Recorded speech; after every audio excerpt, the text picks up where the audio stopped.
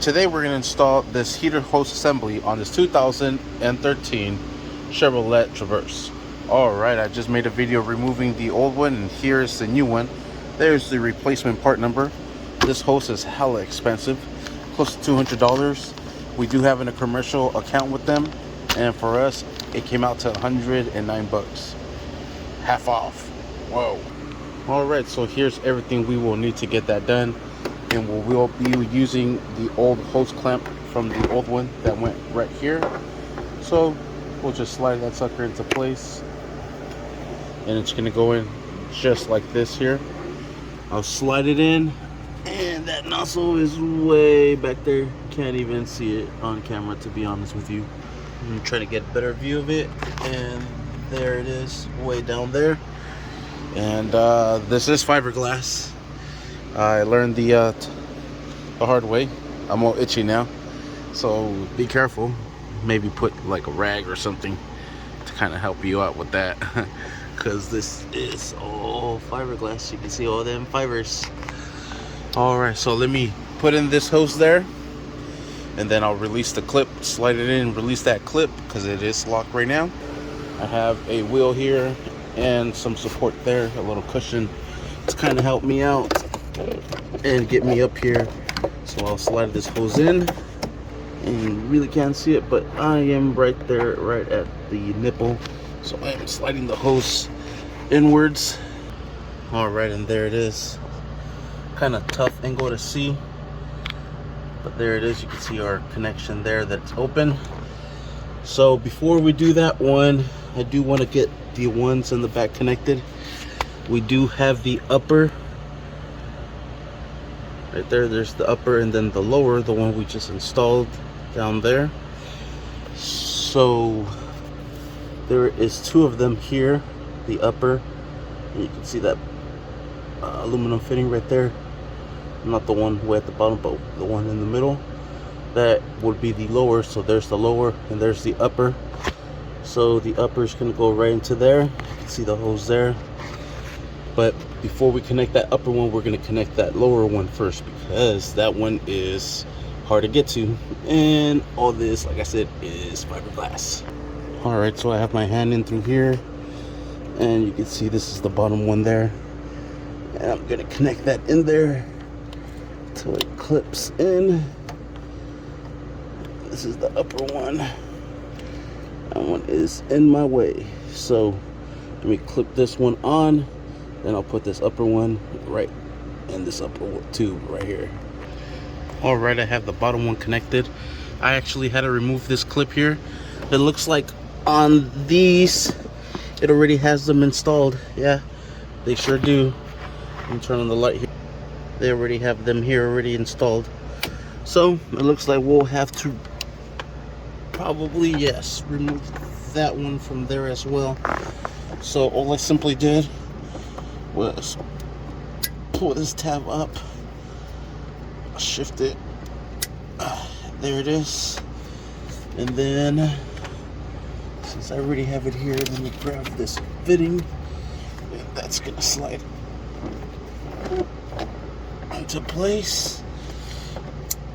There it goes till it clips. Give it a tug, make sure it don't come back out. Okay, now we just have to put that metal clip, that metal brace down in there. We still have to connect this upper one. Do that right now. Connect this here, and that's gonna slide right into there as well. All right, that's clipped into place. You can give it a tug. Perfect. So all these are done. We just got to put that brace down at the bottom. I can feel it here actually. I'm gonna slide it all the way in, then I'll grab some pliers and I'll release it so it can unlock.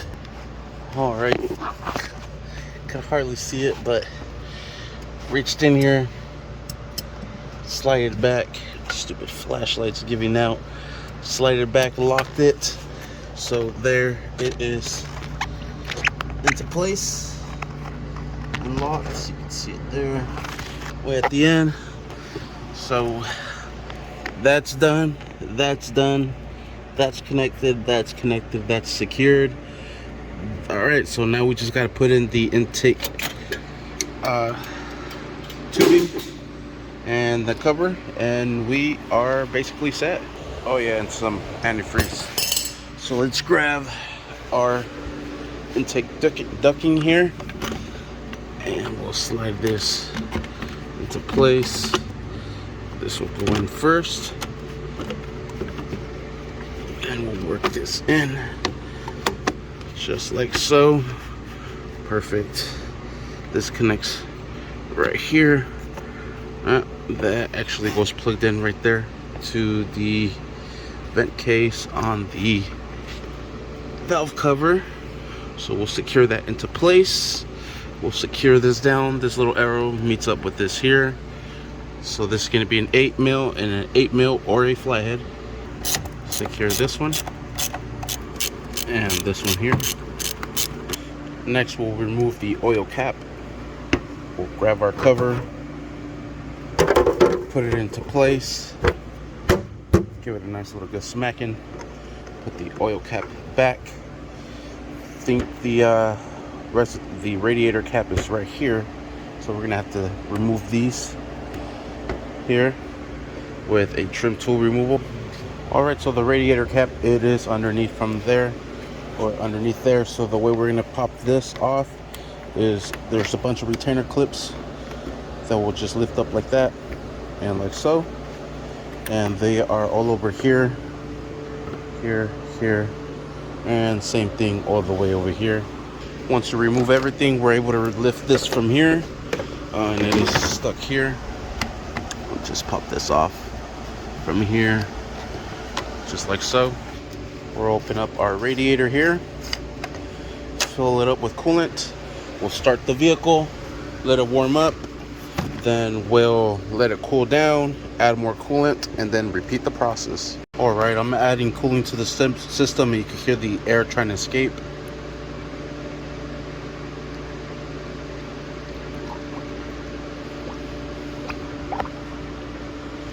So it's essentially what we want to do. We want to replace all the air with liquid.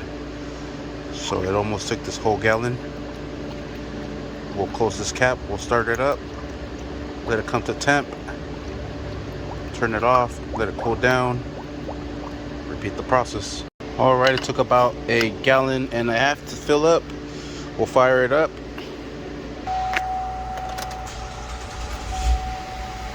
And then we'll just watch the coolant temp. When it comes to operating temperature, we'll turn it off and we'll repeat the process. What you could also do before it starts to get warm is open the radiator cap back up, add some more coolant to the system, because now the coolant is moving, so it's trying to move all the coolant that we just added and trying to get it out. And there it is, topped off. So now you can see the air coming up, and we'll just continue doing that for a little bit while the engine starts to get warm, because when it is very warm, the coolant actually expands, and that's how we create the pressure with the heat. So we'll just cap this off for now, let it warm up, cool down, and like I said, repeat the process. This is the most time consuming part here, just to make sure you get all the air out of the system, because if you don't get the air out of the system, you'll still get engine overheats. Oh, one last thing, make sure you have no leaks. And we are good. All that leakage is from before. There's nothing dripping now. Everything looks dry, well, dry-ish, but it's getting there. Sweet. Like I said, this is all repetitive. This is all really what we got to do now. Just make sure we get all the air out of the system. That's just water. This is like you can see it coming up a little bit. So we want to cap it now. Then we'll wait for it to come up to temp. We'll let it cool down, and repeat the process. That's basically it. Temperature is coming up. We'll help that water by moving, by giving it some gas. That way we'll make the water pump work a little bit harder, get that water going in there, hopefully push that air out. Alright, it's almost at the halfway point, so I'll turn it off. We'll wait for it to cool down. We'll check the radiator. We'll add more coolant to it. And then we'll repeat the process maybe like 2 or 3 more times. We'll put the cover back on and we're set. Alright, it's cooled down quite a bit. I'll top her off. There it is. I'll cap her off and we'll repeat the process just to make sure there's no more air in the system. And like I said, do this 2 or 3 more times and we are basically done. Then we'll put the cover back on, put all those retainer clips back into place, and we are set. Sweet. What I usually do is I check it maybe within the next couple of days or so. Like I'll drive it to work in the morning, I'll check it, refill it, drive it to work, and then in the morning recheck it and refill it. It's up to you if you want to put this cover back on until you complete that process, just to make sure that we have all the air out of the system. This is a repetitive process and it is time consuming. It really is. But you want to make sure that you have all the air out so we have no heating issues. That'll basically be it for now. Thank you for watching. Please like and subscribe. Cover goes back on, clips go back on, and you're set.